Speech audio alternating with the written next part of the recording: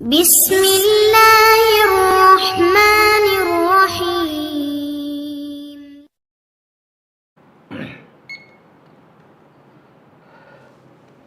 அஸ்ஸலாமு அலைக்கும் வரஹ்மத்துல்லாஹி வபரகாத்துஹு. அன்பிற்குரிய சகோதர சகோதரிகளே, நீங்களும் ஆலிம்களாகலாம் என்ற பாடத்தில் புதன் வியாழன் ஆகிய 2 நாட்கள் திருக்குர்ஆன் வசனங்களுடைய நேரடி மொழிபெயர்ப்பையும் அதில் அடங்கியுள்ள இலக்கண விதிகளையும் விளக்க உரைகளையும் பார்த்து வருகிறோம்.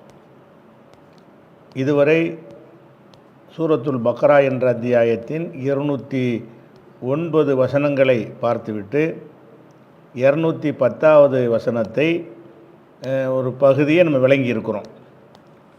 210 என்ன சொல்லுதுன்னு கேட்டால், ஹல் யன்துரூன, இவர்கள் எதிர்பார்க்கிறார்களா, இல்லா ஏத்தியகும் உள்ளாஹு, அல்லாஹ் அவர்களிடம் வருவதை தவிர, இல்லா ஏத்தியகும் அவர்களிடம் வருவது, அன்னு வந்ததுனால ஏத்திங்கிறது மஸ்தர் ஆகிக்கிறோம்.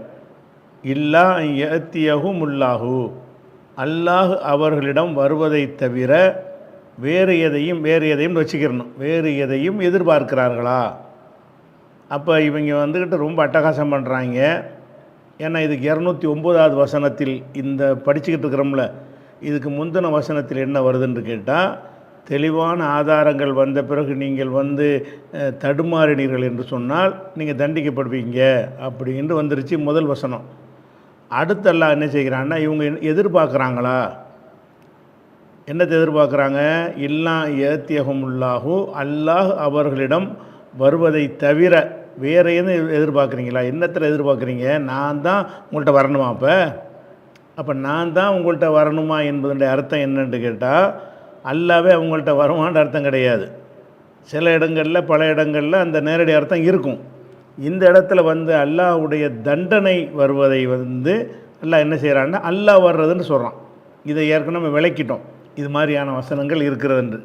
அப்போ இல்லா ஏத்தியகும் உள்ளாஹு, அல்லாஹ் அவர்களிடம் வருவதை தவிர, எதில் வருவது என்றால், ஃபீல் உலலிம் மினல் கமாமி, மேகம், கமாம்னா மேகம், வானத்தில் மேகம் இருக்கும்ல, அந்த மேகம்.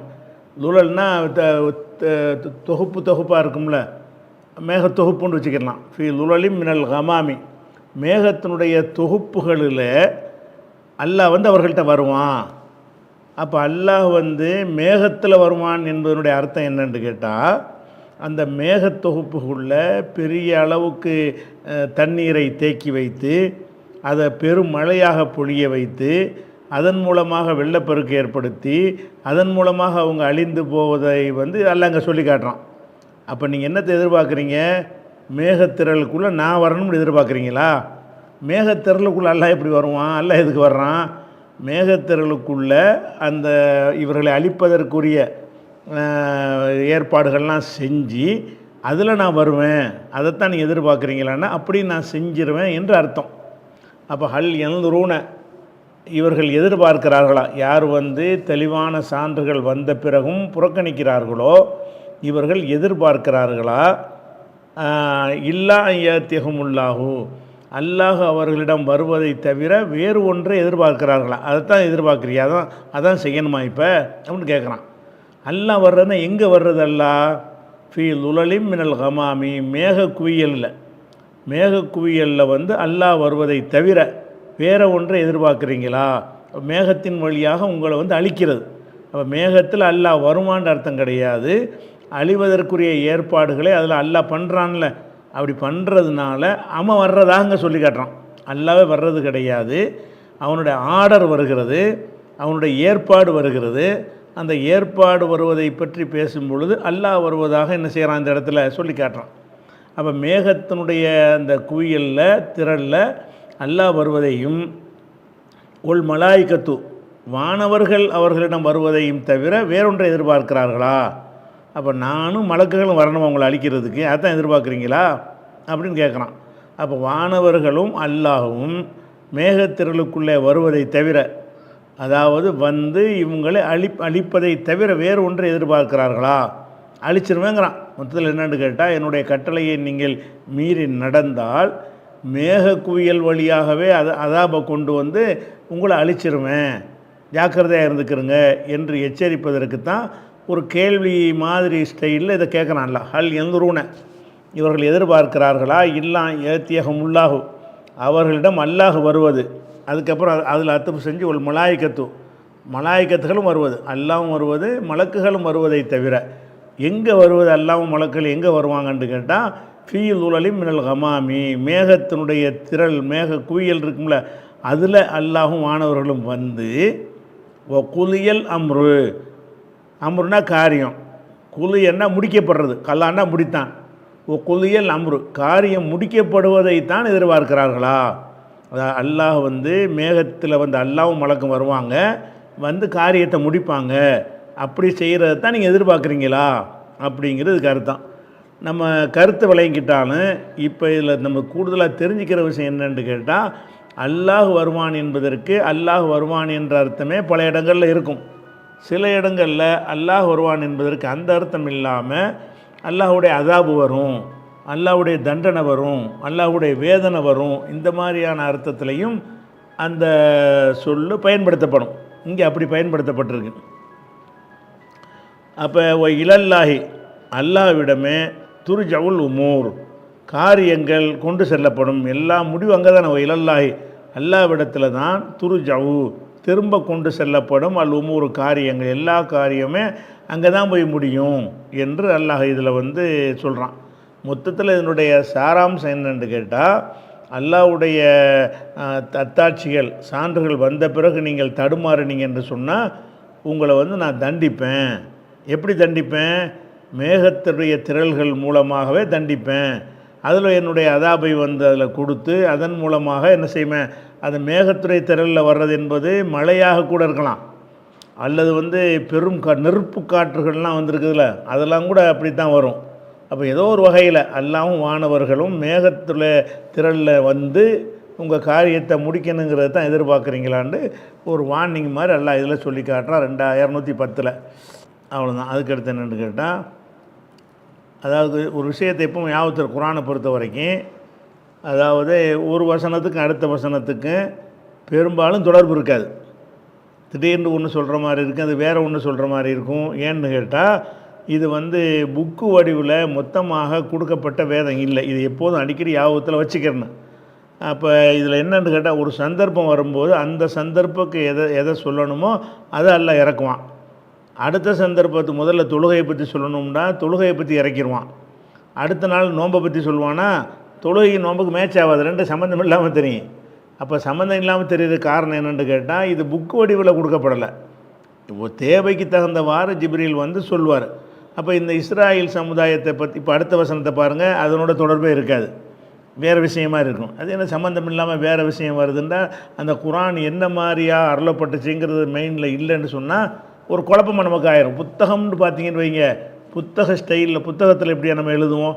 எந்த ஒரு புத்தகத்தை எடுத்தாலும் ஒரு தலைப்பு போடுவோம், உள் தலைப்பு போடுவோம், ஒன்றுக்கு ஒன்று தொடர்ச்சியாக வந்துக்கிட்டே இருக்கும், சம்மந்தம் இல்லாமல் வராது. அப்படி தான் நம்ம நூல்கள் எழுதுவோம். அது எழுதுதல் என்பது ஐடியா பண்ணி வாசித்து திரட்டி வைத்து கொண்டு திரும்ப திரும்ப செக் பண்ணி அதை ஒழுங்குபடுத்தி அப்புறம் வெளியிடும் பொழுது புத்தகங்கிறது நம்மெல்லாம் எதிர்பார்க்குற ஒரு வடிவத்தில் இருக்கும். இது புத்தகமாக கொடுக்கப்படாமல் பேசுனதை எழுத்தாக்கியிருக்கிறோம். பேச்சு வடிவில் அப்பப்போ சொன்னதை எழுத்து வடிவில் தாக்கும் பொழுது தேவைக்கு தகுந்த மாதிரி தான் நம்ம சொல்லுவோம். இன்றைக்கி தேவைக்கு ஒன்றை சொல்லும்போது நாளைக்கு தேவைக்கு வேறு ஒன்றை சொல்லும் பொழுது அது ரெண்டையும் அடுத்தடுத்து எழுதினோம்னா ரெண்டுக்கு சம்மந்தம் இல்லாத மாதிரி தெரியும். சம்மந்தம் இருக்குன்னு அவசியம் கிடையாது. ஏன்னாட்டா இது நூல் வடிவில் கொடுக்கப்பட்டது அல்ல, ஓசை வடிவமாக வந்ததை பின்னாடி நூலாக நம்ம ஆக்கிக்கிட்டோம். சரியா? அல்லாஹ்வுடைய கட்டளை பிரகாரம் ரசூலுல்லாஹ் எழுத செஞ்சாங்க, எழுத ஆக்கிக்கிட்டமே தவிர வந்ததெல்லாம் எப்படின்னு கேட்டால் தேவைக்கு தகுந்த மாதிரி. திருடுனா கையை வெட்டுங்கள்னு ஒரு வசனம் வந்திருக்குன்னு வைங்களேன், அதுக்கடுத்து என்ன செய்யுங்கன்னு கேட்டால் அல்லாஹ்வுடைய பாதையில் போர் செய்யுங்கள்னு ஒரு உதாரணமாக. இதுக்கு என்ன சம்மந்தம் இருக்க அவசியம் கிடையாது, சம்மந்தம் இருக்காது. சில நேரத்தில் தொடர்ச்சியாக 3 வசனம் வந்திருந்தால் அதுக்கு சம்மந்தம் இருக்கும். அப்படி வராமல் இருக்குமே ஆனால் போர் செய்யணுங்கிற ஒரு தேவை ஏற்படும் பொழுது அந்த வசனத்தை அல்லாஹ் அருள்வான். அந்த சமுதாயத்தில் திருட்டுங்கிற ஒரு குற்றம் நிகழும்போது என்ன தண்டனை கொடுக்கணுன்ற மக்கள் கேட்கும் பொழுது அந்த வசனத்தை அருளி இருப்பான். அதனால் குரானை வாசிக்கும் பொழுது நமக்கு என்ன வரணும்னு கேட்டால், முந்தின வசனத்துக்கு இந்த வசனத்துக்கு என்ன சம்மந்தம்? ஒரு கண்டினியூவாக ஒரு கோர்வையாக ஒரு புக்கு மாதிரி வரமாட்டேங்குதே அப்படிங்கிற மாதிரியான எண்ணம் நமக்கு வரக்கூடாது. ஏன்னு கேட்டால் இது புக்காக கொடுக்கப்படல. நஸலஹு அலா கல்பிக்க, உமது உள்ளத்தில் அல்லாஹ் இறக்குனான். அப்போ அல்லாஹ் வந்து உள்ளத்தில் இறக்குகிறான், ஜிப்ரீலை கொண்டு இறக்குறான் வருகிறது.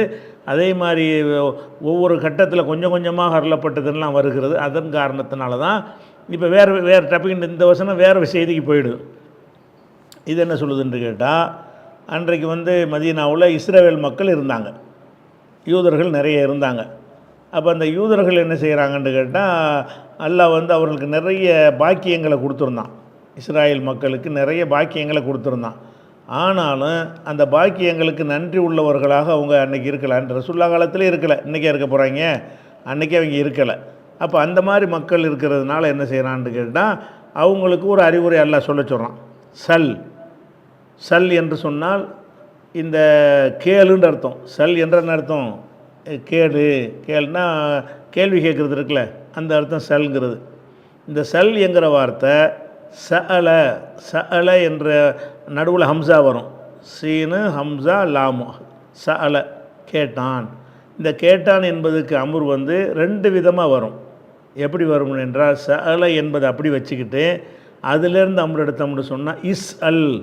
சஅல எஸ் அலு இஸ் அல், கேளு. அப்போ சஅல என்பதனுடைய அமுர் எப்படி வரும்னு கேட்டால் இஸ் அல். அந்த மாதிரி அமுரும் குரானில் ஃபஸ் அலு அஹ்ல திக்ரி, விவரம் உள்ளவர்கள்ட்ட நீங்கள் ஃபஸ் அலு கேளுங்கள் அப்படின்னு சொல்லி அப்படியும் அமுர் எடுக்கலாம். அதுவும் கிராமர் படி உள்ளது தான். ஃபஸ் அலு என்று ஃபஸ் அல் இஸ் அல் என்று சொன்னாலும் கேளுன்னு அர்த்தம். நடுவில் இந்த ஹம்சா இருக்கிறதுனால, சஅல என்பதில் ஹம்சா இருக்கிறதுனால எஸ் அலுன்னு வருமானு சொன்னால் எஸ் அலு என்பதை வந்து ஹம்சாவுக்குடைய ஹரக்கத்தை முன்னாடி மாற்றி அதை அலிஃபா மாற்றி எசாலு என்று ஆக்கிட்டாங்கன்னு சொன்னால் அதில் அம்புரு வந்து எடுத்துனா சால்ண்டு வரும். சால்ண்டா சல். அப்போ நடுவில் ஹம்சா வரக்கூடிய சொல்லுக்கெல்லாம் இந்த 2 விதமான வகையில் அமுறு வரும். வழங்குதா? நடுவில் சலன்னு வருதில்ல, இந்த மாதிரி வரக்கூடிய சொல்லுக்கெல்லாம் என்ன செய்யும்னு கேட்டால் வந்து 2 விதமாக அமுறு வரும். அப்போ சல் என்பது சஅல என்பதனுடைய இன்னொரு அமுறு. 2 வகையான அமுறில் இன்னொரு வகையான அமுறு. அப்போ சஅல என்றால் கேட்டான், சல் கேளு, ஐஸ் அல்.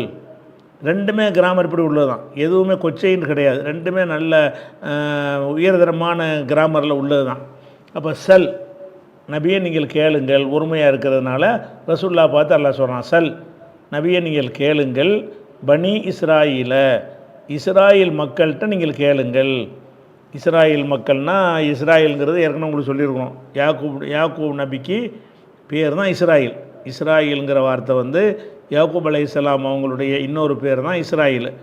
அவருடைய வழித்தோன்றல்கள் தான் இஸ்ராயில் மக்கள், பனு இஸ்ராயில்கள், இஸ்ரவேலர்கள்னு சொல்லுகிறோம்.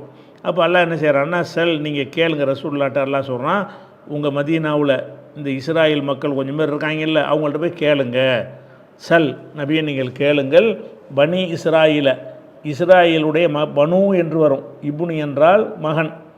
இபுனுக்கு ஜம்மு வந்து பனூன, இபுனூன்னு வராது. இபுனு என்றால் ஒரு மகன், பனூன வந்து பல மகன்கள். அப்போ பனூன் என்கிற வார்த்தையை வந்து இஸ்ராயலில் இலாவத்து செய்யும்போது பனு இஸ்ராயல்னு வந்துடும். அதாவது பனூன இஸ்ராயில் இருக்கையில் இலாபத்து செஞ்சோம்னு சொன்னால் இந்த மாதிரி ஜம்முடைய நூனு போயிடும், இருமையுடைய நூனு போயிடும். அப்போ பனூன இஸ்ராயில்னா பனு இஸ்ராயில்னு வந்துடும். இந்த இடத்துல பனி இஸ்ராயில்னு ஏன் வந்திருக்குன்னு கேட்டால், இது வந்து நசபு செல் கேளுன்னா யார்கிட்ட கேட்குறது, அது மஃபூலு. அதனால் பனு என்பதற்கு நசபு செஞ்சால் பனின்னு வந்துடும். அப்போ செல் நபியை நீங்கள் கேளுங்கள். பனி இஸ்ராயில் மக்களிடத்தில் நீங்கள் கேளுங்கள். என்ன கேளுங்கள்னு கேட்டால், இது எல்லாம் சேர்ந்து கேள்வி. கம் ஆத்தைனாகும் இன் ஆயத்தின் பையினத்தின் என்று கேளுங்கள். மொத்தத்தையும் சேர்த்து, மொத்தம் மஃபூலு, 2வது மஃபூலு. ஒரு ஆள்கிட்ட கேட்குறா இருந்தால் யார்கிட்ட கேட்குறோமோ அது மஃபூலு, என்னத்தை கேட்குறோமோ அது 2வது மஃபூலு. இவர்கிட்ட கேளு, இதை பற்றி கேளுங்கிறோம்ல, இவர்கிட்ட கேளு என்பது வந்து முதல் மஃபூலு. என்னத்தை இப்போ இதை பற்றி கேட்குறது அது வந்து 2வது மஃபூலு. இங்கே 2வது மஃபூலாக ஒரு வாக்கியம் வந்திருக்கு. இந்த வாக்கியம் தான் 2வது மஃபூலு. இது சல் பனி இஸ்ராயில் மக்கள்கிட்ட நபியை நீங்கள் கேளுங்கள். கம் ஆத்தைனாகும் மின் ஆயத்தின் பையினத்தின் என்று கேளுங்கள். கம் ஆத்தைனா மொத்தமாக பிற அர்த்தம் செய்வோம், மொத்தத்துக்கும் சொல்கிறேன், இதெல்லாம் சேர்ந்தால் மஃபூல். கம் ஆத்தைனாகும் மின் ஆயத்தின் பையினத்தின் என்று அவர்கள்ட்ட கேளுங்கள்.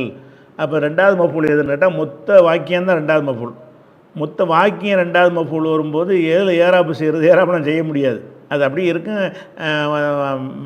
மறைமுகமாக என்ன செய்யும், அதுலேயும் நசப்பு இருக்கும், அந்த வாக்கியத்துக்கு நசப்பு இருக்கும். அப்போ கம் ஆத்தைனாகும், ஆத்தைனாண்டா வழங்கினோம், அத்தாண்டா வந்தான்ற அர்த்தம், ஆத்தான்னு மாற்றிட்டா கொடுத்தான்ற அர்த்தம் ஆயிரும். ஏற்கனவே சொல்லியிருக்கிறோம். ஆத்தைனா என்றால் நாம் கொடுத்தோம், ஆத்தைனாகும் என்றால் அவர்களுக்கு கொடுத்தோம். கம் ஆத்தைனாகும் எவ்வளவு கொடுத்துருக்குறோம். கம் ஆத்தைனாகனா கம்டா எவ்வளவு, கம் ஆத்தைனாகும் அவர்களுக்கு எவ்வளவு கொடுத்துருக்குறோம். மின் ஆயத்தின் பையினத்தின் தெளிவான சான்றுகளில், தெளிவான சான்றுகளில் எவ்வளவு அவங்களுக்கு கொடுத்துருக்குறோம் என்பதை கேட்டுப்பார். அப்போ அவங்களுக்கு அல்லாஹ் நிறைய நியாமத்துகளை செஞ்சுருக்கிறான், அதை பட்டியல் போட்டு சொல்லாமல் அவங்ககிட்டே கேளுங்கிறான். அடே உனக்கு என்னென்னலாம் அல்லாஹ் செஞ்சுருக்கான் அதை சொல்லுங்கடா, அதை சிந்திச்சு பாருங்கடா அப்படிங்கிறத அவங்க சாய்ஸுக்கு எல்லாம் விட்டுறான்.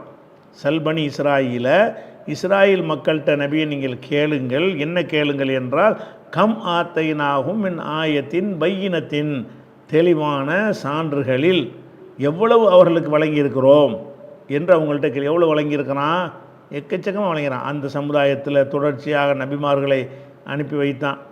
அது ஒரு பெரிய இது. ஒவ்வொரு அனுப்பப்பட்ட நபிமார்களுக்கும் பெரிய பெரிய அற்புதங்களை எல்லாம் என்ன செஞ்சான், வழங்கியிருந்தான்.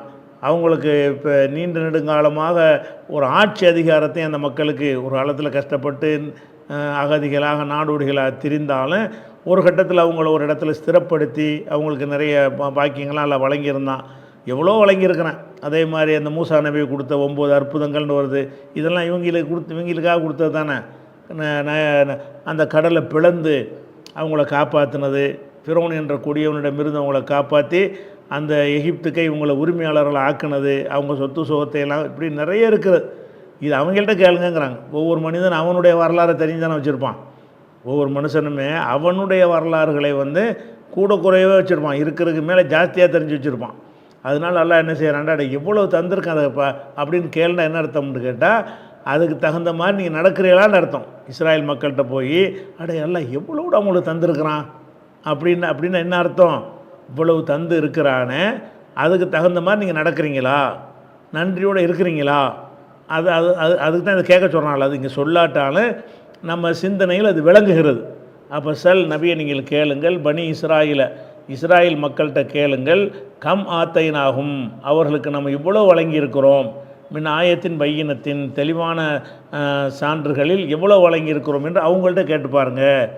அப்போ இந்த கேட்டு பாருங்கள் இதில் வந்தாலும் இதை கேட்குறது அர்த்தம் அது இல்லை, கேட்டு அதுலேருந்து சொல்ல வேண்டிய அறிவுரையும் சொல்கிறது அதுக்கு அர்த்தம். எவ்வளோ வழங்கியிருக்கிறோம், இவ்வளோ வந்திருக்கும்ல, அது செஞ்சுருக்கனால அல்ல, அவன் வாயிலேருந்து அது கேட்குறது. அவன் வாயிலிருந்து அவனுடைய பாக்கியங்களெல்லாம் அவன் சொல்லி காட்டுவான். முன்புட்டு தந்திருக்கிறான்ல, நீ அதுக்கு நன்றியாக நடந்தியா, இதை கேட்குறது அதுக்கு அர்த்தம். சொல்லாட்டாலும் எவ்வளோ தந்திருக்கிறோம் என்பது நம்ம ஒரு மனுஷனுக்கு இருப்பான், நமக்கு நன்றி கெட்டவனாக இருப்பான்னு வைங்க, நான் எவ்வளோ கொடுத்துருக்கேன் அவனுக்குன்னு போய் கேட்டுப்பார் அப்படிங்கிறான். அப்படின்னா என்ன அர்த்தம், நான் கொடுத்ததுக்கு தகுந்த மாதிரி நீ நடந்திருக்கேன்னு தான் அர்த்தம். எல்லா பாஷையிலும் உள்ளது தானே. எல்லா பாஷையிலுமே இந்த ஸ்டைலில் பேசணும்னு சொன்னால் அதில் மறைமுகமான ஒரு கேள்வி தான் அடங்கியிருக்கும். இந்த ஸ்டைலில் நம்ம சொல்லுவோம், இதுவே அதனுடைய நேரடி அர்த்தமாக இருந்தாலும் இதை கேட்பதற்காக சொல்வது இல்லை. அப்போ நம்ம ஒருத்தர் நிறைய உதவி செஞ்சுருக்கிறோம், நன்றி கெட்டு நமக்கு எதிராக நடந்து கொண்டிருக்கிறான்னு சொன்னால் நம்ம என்ன சொல்லுவோம், அவன்கிட்ட போய் கேளு, நான் எவ்வளவு செஞ்சுருக்கிறேன்னு போய் கேளு அப்படின்னு சொல்லுவோம். அப்போ எவ்வளோ செஞ்சான்னு கேட்டு வரேன்டா அர்த்தம். இவ்வளோலாம் செஞ்சுருக்கேனடா, இவ்வளவுக்கு பிறகு உன்னால் எப்படா நன்றி கட்டு நடக்க முடியுது அப்படின்னு கேட்குறதுக்காக தான் என்ன செய்கிறது, அது சொல்லப்பட்டிருக்கிறது. அப்போ இங்கே அந்த கேள்வி வச்சுக்கிறணும். அதாவது எவ்வளோ பாக்கியங்களை எவ்வளோ சான்றுகளை அவர்கள் வழங்கியிருக்கிறோம் என்று கேட்டு அதன்படி நடக்கிறார்களா என்பதை நினைவூட்டுவீராக. இது சொல்லப்படாட்டாலும் விளங்கும். சொல்லப்படாமல் எப்படி விளங்கும்னா எல்லா பாஷையிலையும் விளங்குமே. இது என்ன குர்ஆனுக்கு மட்டும் உள்ளதா, எந்த பாஷையில் இந்த ஸ்டைலில் சொன்னாலும் இதான அர்த்தம். சொல்கிறது ஒன்றா இருக்கும், அதில் கூடுதலாக விளங்குறது ஒரு விஷயம் அடங்கி இருக்கும்ல, கூடுதலாக அது அடங்கியது. இந்த மாதிரி ஸ்டைலில் எந்த பாஷையில் போய் யார்கிட்ட பேசினாலும் அது என்ன வரும், அதுக்கு பின்னாடி இன்னும் கொஞ்சம் அதுக்கு விரிவாக்கம் இருக்கும். அந்த விரிவாக்கம் சொல்லப்படாது, நமக்கு விளங்கும், அவனுக்கு விளங்கும், நமக்கு விளங்கும். அப்போ எவ்வளவோ எவ்வளோ சான்றுகளை வழங்கியிருக்கிறோம் என்று அவங்கள்ட்ட கேட்டுப்பார் அப்படின்னு சொல்லிட்டு அதுக்கடுத்து எல்லாம் செய்கிறான்னா ஒமையு பத்தில் நியமத் அல்லாஹி, யார் ஒருத்தன் அல்லாஹ்வுடைய நியமத்தை அருட்கொடையை மாற்றுகிறானோ, பத்தலன்னா மாற்றுறது, ஒமையு பத்தில் எவன் மாற்றிக்கொள்கிறானோ, நியமத் அல்லாஹ் வந்து உனக்கு கண்ணீர் தந்திருக்கிறான், நீனா ஒரு கேவலமாக மாற்றிக்கிட்ட, உனக்கு ஒரு அந்தஸ்தை தந்திருக்கிறான், நீனா அந்த அந்தஸ்தை இழந்துட்ட. அப்போ அல்லாத அந்த நியமத்தை எவன் மாற்றிக்கொள்கிறானோன்னா அந்த நியமத்துக்கு ஏற்றவாறு நடக்கவில்லையோ, மிம்பாதி மாஜா அத்துஹு, அவனிடத்தில் அந்த நியமத்து வந்த பிறகு கிடைத்த பிறகு, அந்த நியமத்து அவனுக்கு வந்த போதுன்னா, நியமத்து வருதுங்கிற மாதிரி தமிழில் சொல்ல மாட்டோம், அருட்கொடை கிடைத்த போதுன்னு சொல்லுவோம். அரபியில் வந்து அருட்கொடை வந்த போதுன்னு சொல்லுவாங்க. ஜாண்டு வந்திருக்குல்ல, மிம்பாதி மாஜா அத்துஹு, அருட்கொடை அவனுக்கு வந்தபோது, வந்த பின். அருட்கொடை வந்த பின்ங்கிறது வந்து அரபில் உள்ள வழக்கம். தமிழில் உள்ள வழக்கம் என்னென்னா அருட்கொடை கிடைத்த பின். மிம்பாதி மாஜாத்துஹு, அவனுக்கு அந்த ஜாத்துக்கு அந்த கிடைக்கிற அர்த்தம் கிடையாது. அந்த மொத்த வாக்கியத்தினுடைய நடையை வச்சு என்ன செய்கிறோன்னு கேட்டால் தமிழ் நடைக்கு இதுதான் பொருத்தமாக வரும்னு எடுத்துக்கிறோம். மிம்பாதி மாஜாத்துஹு, அவனிடம் ஜாத்துடைய ஃபாயில் வந்து நேமத்து, அந்த நேமத்து வந்த பிறகு, மிம்பாதி மாஜாத்துஹு, அவனிடம் அந்த நேமத்து வந்த பிறகு, அதாவது நேமத்து கிடைத்த பிறகு, அல்லாஹ்வுடைய நேமத்து கிடைத்த பிறகு எவன் அந்த நேமத்தை மாற்றிக்கொள்கிறானோ, ஃபஇன்னல்லாஹ ஷதீதுல் இகாப், அல்லாஹ் கடுமையாக தண்டிக்கிறவன். மாற்றிக்கொள்கிறானோ அவனை நான் தண்டிப்பேன். ஏன்னு கேட்டால் நான் கடுமையாக தண்டிக்கிறவன் அப்படிங்கிற மாதிரி இந்த வசனம் இருக்கிறது. இதுலேருந்து இதுலேருந்து என்ன தெரியுதுன்னு கேட்டால், இந்த கேள்வி, முதல் கேள்வி என்னது, இஸ்ராயல் மக்களுக்கு எவ்வளவு சான்றுகளை நம்ம வந்து கொடுத்துருக்குறோம் என்று கேளுங்கள்டாச்சில். கேட்ட உடனே அவங்க அதுக்கு ஏற்றவாறு நடக்கலை, அதெல்லாம் உள்ளே மறைஞ்சிருக்கு. நடக்காமல் நீ இருந்தால் என்ன ஏற்படும்னு எச்சரிக்கை எடுத்தோமா. இங்கே பத்தில் எவன் மாற்றிக்கொள்கிறானோ அப்படின்னு என்ன அர்த்தம், இவ்வளவு சான்றுகள் கிடைத்த பிறகும் அதை அவங்க பேணிக்கொள்ளலை, மாற்றி தொலைச்சிட்டாங்க. அப்படி எவனாவது மாற்றுவானே, ஆனால் மாற்றி இதெல்லாம் உள்ளே வச்சா தான் இது பொருந்தும். அவர்களுக்கு எவ்வளோ சான்றுகளை வழங்கணும்னு கேட்டுப்பார். அவங்க வந்து ஒழுங்காக நடக்கவே இல்லை, அந்த நேமத்துகளுக்கு தக்கவாறு தங்கள் வாழ்க்கை அமைத்து கொள்ளவில்லை அப்படிங்கிற கருத்து உள்ளக மறைஞ்சிருக்குதா. மறைஞ்சிருக்கிற கருத்தை ஒட்டி தான் இது பொருந்துது. எப்படி ஒமையு பத்தில், யார் இப்படி மாற்றி கொள்கிறானோ, இவ்வளோ நேமத்தும் கிடைத்த பிறகு அவனே மாற்றிக்கிறான். நேமத்தல்லாஹி, அல்லாஹ்வுடைய நேமத்தை மாற்றி கொள்கிறானோ, மிம்பாதி மாஜாத்துஹு, அந்த நேமத்து அவனுக்கு கிடைத்ததற்கு பிறகு, அந்த நேமத்து அவனுக்கு கிடைத்ததற்கு பிறகு எவன் மாற்றிக்கொள்கிறானோ அவனை தண்டிப்பேன். அவனை தண்டிப்பேன்ட்டு அல்லாஹ் சொல்ல மாட்டேங்கிறான். மாற்றிக்கொள்கிறானோ அல்லாஹ் கடுமையாக தண்டிக்கிறவன் அப்படிங்கிறான்ல. அது இதுவும் எல்லா மொழியிலையும் உள்ள ஸ்டைல் தான். எல்லா மொழியிலும் இருக்குது. நம்ம ஒருத்தன் தப்பு செய்யறான்னு வைங்க, டேய் ஒழுங்காக அது செய்யலை, நான் கடுமையாக நடப்பேன் அப்படின்னு, நான் கடுமையாக நடப்பேன்றான். அதான் உன்னையை தண்டிப்பேன், ஏனென்றால் நான் கடுமையாக தண்டிக்கிறவன். இந்த கருத்தை வந்து என்ன செய்வாங்கன்னு கேட்டால், இந்த ஸ்டைலில் எல்லா பாஷையிலையும் சொல்லுவாங்க. அந்த மொழி நடையை விளங்கிட்டோம்னா இது நமக்கு ஒரு டிஃப்ரெண்ட்டாக தெரியாது. அதாவது யார் வந்து என்னுடைய சொல் கேட்டு நடக்கவில்லையோ நான் வந்து ரொம்ப கோபக்காரன் அப்படிமா, யார் சொல் கேட்டு நடக்கவில்லையோ நான் கோபக்காரங்கிறது மேட்ச் ஆகுமா? ஆகாது. ஆனால் இப்படி நம்ம சொல்லுவோம், பேச்சில் சொல்லுவோம், யார் என்னுடைய சொல் கேட்டு நடக்கவில்லையோ நான் கோபக்காரன் அப்படின்னு அர்த்தம். அங்கே வந்து ஒரு வாசகம் மறைக்கப்பட்டிருக்கிறது. யார் வந்து சொல் கேட்டு நடக்கலையோ அவனை நான் தண்டிப்பேன், ஏனென்றால் நான் கோபக்காரன். அப்போ நம்ம அந்த கோபக்காரன் மட்டும் சொல்லுவோமே தவிர தண்டிப்பேன்கிறத சொல்ல மாட்டோம். இது குரானில் மாத்திரமில்லை, எந்த ஒரு பாஷையிலையும் சொல்ல மாட்டோம். ஆனால் எல்லோரும் அதை விளைவிக்கிடுவாங்க. டேய் ஒழுங்காக நடக்கலை, நான் கடுமையான கோபக்காரன், நான் யாருன்னு பார்ப்பேன், நான் யாருன்னு காட்டுவேன் அப்படிமா. அப்போ அதுக்கு என்ன அர்த்தம்னு கேட்டால், உன்னை தண்டிப்பேன்கிறது அதில் மறைஞ்சிரும். அது அந்த சொல்ல நம்ம சொல்லாட்டான அந்த இதுக்கு முன்னாடி அந்த வசனம் மறைஞ்சு நிற்கும். அது எல்லாருடைய மூளைக்கும் எட்டும், கண்ணுக்கு இங்கே தெரியாட்டா கூட கருத்துக்கு தெரியும். அப்போ உமையும் பத்தில் நேமத்தல்லாஹி, யார் அல்லாஹ்வுடைய நேமத்தை மாற்றிக்கொள்கிறானோ, மிம்பாதி மாஜாத்துஹு, அந்த நேமத்து கிடைத்ததற்கு பிறகு மாற்றிக்கொள்கிறானோ அவனை நான் கடுமையாக தண்டிப்பேன். அவனுக்குள்ளே அது சொல்லப்படலை. அது அடுத்த வாசகத்திலிருந்து நம்மளால் விளங்கிக்கிறோம், கடுமையாக தண்டிப்பேன். ஏனென்றால் ஃபஇன்னல்லாஹ, நிச்சயமாக அல்லாஹ் வந்து ஷதீதுல் இகாப், கடுமையாக தண்டிப்பவன். அல்லாஹ்வாகிய நான் வந்து கடுமையாக தண்டிக்கிறவன். எவன் அல்லாஹ்வுடைய அருளை மாற்றிக்கொள்கிறானோ அல்லாஹ் கடுமையாக தண்டிப்பவன்டான்னு அர்த்தம். உன்னைய தண்டிப்பான், ஏனென்றால் அல்லாஹ் கடுமையாக தண்டிப்பவன்ற அப்படி இன்னொரு வாக்கியம் வச்சா தான் அது ரெண்டும் ஒட்டும். அந்த வாக்கியம் வைக்காமலே நம்ம ஏன் சொல்கிறோம்னு கேட்டால், பேச்சு வழக்கில் என்ன செய்வாங்க, இது இப்படி மக்கள் விளங்கிக்கிடுவாங்க. உமையு பத்தில் நேமத்தல்லாஹி இப்படி இருக்குது. உமையு பத்தில் நேமத்தல்லாஹி, யார் அல்லாஹ்வுடைய நேமத்தை மாற்றிக்கொள்கிறானோ, மெம்பாதி மாஜாத்துஹு, அந்த நேமத்து கிடைத்த பிறகு மாற்றிக்கொள்கிறானோ, இப்போ இன்னல்லாக சதீதுல் இகாப், அல்லாஹ் கடுமையாக தண்டிக்கிறவன். பொருந்த மாட்டேங்குதுல்ல. அப்போ எவன் மாற்றிக்கொள்கிறானோ அவனை அல்லாஹ் தண்டிப்பான். ஏனென்றால் இப்போ இன்னல்லாக சதீதுல் இகாப். அப்போ ஃபொய் அதிபுஹுன்னு அவனுக்கு வச்சுக்கிறணும். ஒமையு பத்தில் நேமத்தல்லாஹி மெம்பாதி மாஜாத்துஹு ஃபொய் அதிபுஹு, அவனை அல்லாஹ் தண்டிப்பான். ஏனென்றால் ஃபைனல்லாக சதீதுல் இகாப், அல்லாஹ் கடுமையாக தண்டிக்கிறவன். அவன் கடுமையாக தண்டிக்கிறவன்கிற ஒரு சிஃபத் அவனுக்கு இருக்கிற காரணத்தினால் நீங்கள் அல்லாஹ்வுடைய நேமத்துக்கு நன்றி கட்டு நடந்தீர்கள் என்று சொன்னால் உங்களை அல்லாஹ் தண்டிப்பான். அப்போ உங்களை தண்டிப்பான் என்பதை வந்து சொல்வது கிடையாது. சொல்லாமல் என்ன செய்வோம்னு கேட்டால் வேறு ஒரு வார்த்தையை சொல்லுவோம். அது உள்ளக்க அந்த கருத்து அடங்கியிருக்கும். இங்கே அப்படி தானே வருது. யார் அல்லாஹ்வுடைய நேமத்தை மாற்றிக்கொள்கிறானோ அல்லாஹ் கடுமையாக தண்டிப்பான். அப்போ ரெண்டு அந்த வாசக அமைப்பு நம்ம அப்படி எழுத்தாக எழுதினால் இப்போ நம்ம எழுத மாட்டோம். அல்லாஹ்வுடைய நேமத்தை அவன் மாற்றிக்கொள்கிறானோ அவனை கடுமையாக தண்டிப்பேன், ஏனென்றால் அல்லாஹ் கடுமையாக தண்டிப்பவன் அப்படின்னு சொன்னால் தான் இது வந்து ஒரு பூரணமான வாக்கியமாக இருக்கும். எழுத்துக்கு சரி, பேச்சுக்கு அப்படி கிடையாது. பேச்சில் எந்த பாஷையில் என்ன செய்வாங்கன்னு கேட்டால், பேச்சில் வந்து பெரும்பாலும் ஒரு காவாசியை வந்து மறைச்சிருவாங்க. அது கேட்குறவனுக்கு சொல்கிறவனுக்கு விளங்கும். மண்டையிலேயே விளங்கிட்டால் போதும்ல. என்ன சொல்கிறாங்கிறத நம்ம கருத்தில் ஏறிடுச்சின்னு சொன்னால் அதை சொல்லணுங்கிற அவசியம் கிடையாது. அப்போ இந்த ஸ்டைல் வந்து குர்ஆனுடைய ஸ்டைல் கிடையாதுங்க. எல்லா மொழியிலையும் இந்த ஸ்டைல் இருக்கிறது. எந்த பாஷை எடுத்துக்கொண்டாலும் இந்த மாதிரியான டைப்பில் சொன்னார்கள்னு சொன்னால் அங்கே ஒரு வாக்கியம் வந்து மறைஞ்சு நிற்கும்.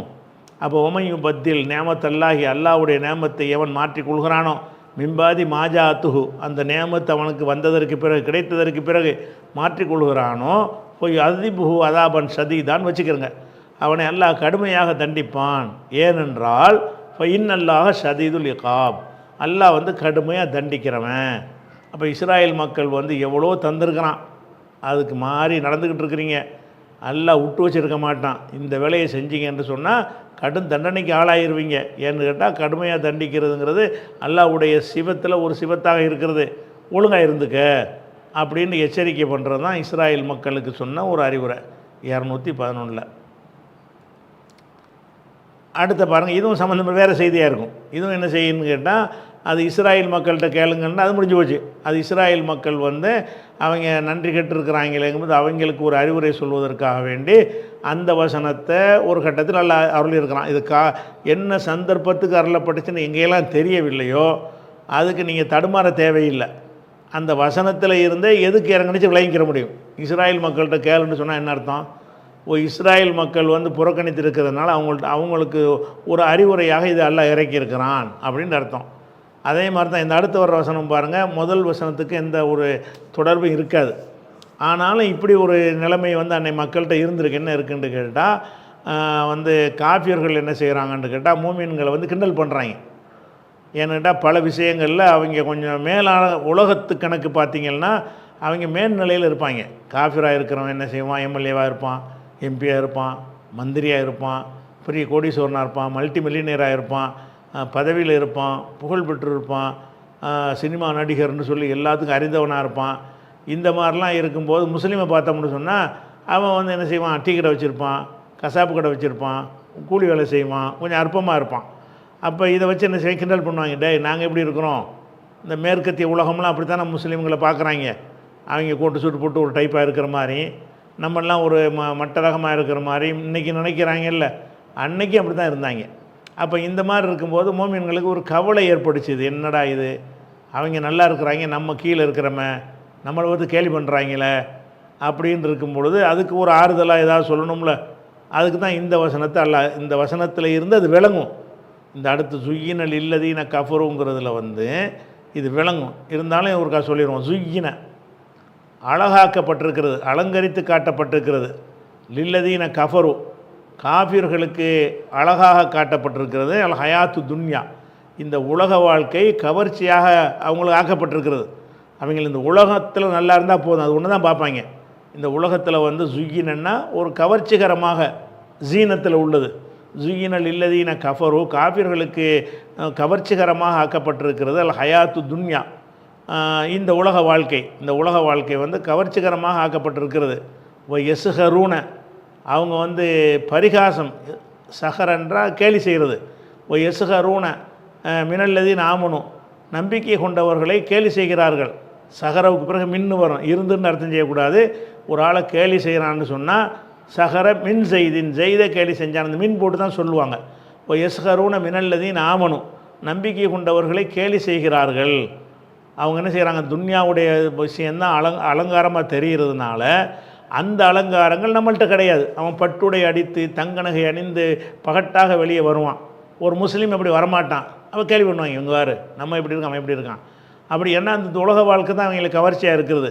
அப்போ சுகினல் இல்லதீன கஃபரு, காபிர்களுக்கு அலங்கரித்து காட்டப்பட்டிருக்கிறது அல் ஹயாத்து துன்யா, இந்த உலக வாழ்க்கை அலங்கரித்து காட்டப்பட்டுகிறது. எஸ்ஹரூன, அவங்க கேலி செய்கிறார்கள். மினல்லதீன் ஆமனு, நம்பிக்கை கொண்ட மக்களை கேலி செய்கிறார்கள்.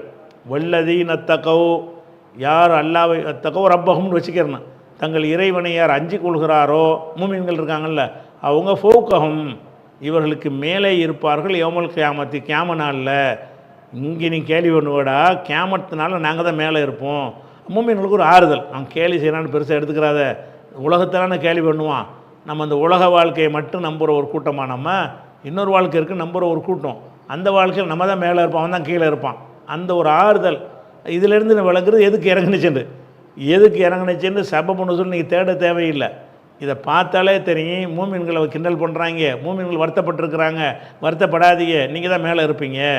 ஆறுதல். ஒல்லதீன தகவ் ரப்பஹும் வச்சுக்கிறேன்னு, யார் இறைவனை வந்து அஞ்சு கொள்கிறார்களோ ஃபௌகஹும், இவர்களுக்கு மேலே இருப்பார்கள். யௌமல் கியாமத்தி, கியாம நாளில் வந்து மேலே இருப்பார்கள். ஆனால் அல்லாஹ் வந்து ரிசுக்கு விஷயத்தை பொறுத்த வரைக்கும் நல்லவன் கெட்டவன் பார்த்து கொடுக்கறது கிடையாது. அவனுக்கு செல்வத்தை எல்லாம் ரொம்ப கொடுத்துட்டானா நல்லவன் அர்த்தம் கிடையாது. உனக்கு செல்வத்தை குறைச்சிட்டானா நீ கெட்டவன் அர்த்தம் கிடையாது. அதை சொல்வதற்கு அல்லாஹ் சொல்கிறான், அல்லாஹு யர்சுக்கு மையஷாவ், அல்லாஹ் நாடியவர்களுக்கு ரிசுக் அளிக்கிறான் பிகைரி ஹிசாப், கணக்கு இல்லை. நாடியன் தான் கணக்கு, நல்லவன் கெட்டவன்லாம் கணக்கு கிடையாது. அல்லாஹ் நாடுனா, ராமசாமிக்கு நாடுனால நிறைய கொடுப்பான், அப்துல் காதர் நாடுனாலும் நிறைய கொடுப்பான். நாடியவர் என்ற அடிப்படையில் தான் அது வழங்கப்படுதே தவிர உயர்ந்தவர் என்கிற அடிப்படையில் வழங்கப்படுவது கிடையாது. இது எல்லாமே ஆறுதல். யாருக்கு ஆறுதல்?